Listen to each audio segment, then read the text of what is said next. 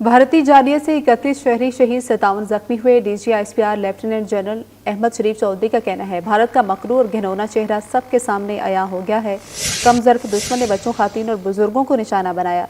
शाहीनों ने जो किया फ़ज़ाई जंग में उसकी मिसाल नहीं मिलती।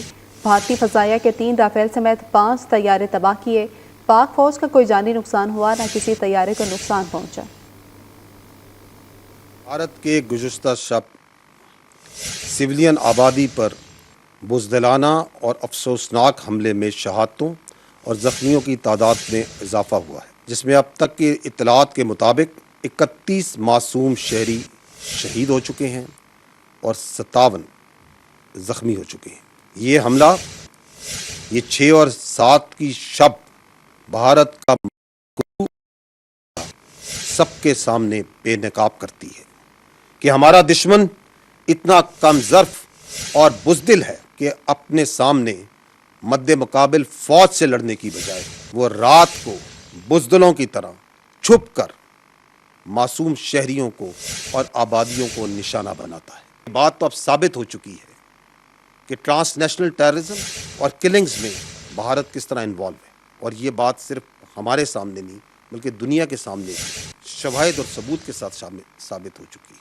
सवाल ये है कि वो कौन सा दुनिया में मज़हब है, वो कौन सी इंसानियत है जो इस बात की इजाज़त देती है कि अगर आप किसी और की इबादत गाहों को, उनकी मुक़द्दस किताबों को शहीद करें और उसकी बेहरमती करें। जब ये हमला हुआ तो पाकिस्तान की अफवाज ने इस बर्बरियत के जवाब में अपने दिफा में सिर्फ़ और सिर्फ मिलिट्री टारगेट्स को चुना, ना कि बुज़दिल दुश्मन की तरह शहरियों को और मासूम लोगों को निशाना बनाया। 6 और 7 की दरमियानी शब, जब दुश्मन अपने हथियारों से लेस अपने तैयारों के साथ at a time and place of its own choosing once it came, तो पाकिस्तान की बहादुर एयर फोर्स ने किस तरीके से उसके जदीद तैयारों को ज़मीन की धूल चटाई। 3 रफ़ाइल, 1 Su-30 और 1 MiG-29 तबाह किए गए। आपको मैं ये बताना ज़रूरी समझता हूँ कि अल्हम्दुलिल्लाह इन तमाम इंगेजमेंट्स में पाकिस्तान की फ़ौज की कोई कॉम्बैट कैजुअल्टी नहीं हुई है और ना ही पाकिस्तान एयर फोर्स का कोई तैयारा उसको कोई नुकसान पहुँचा।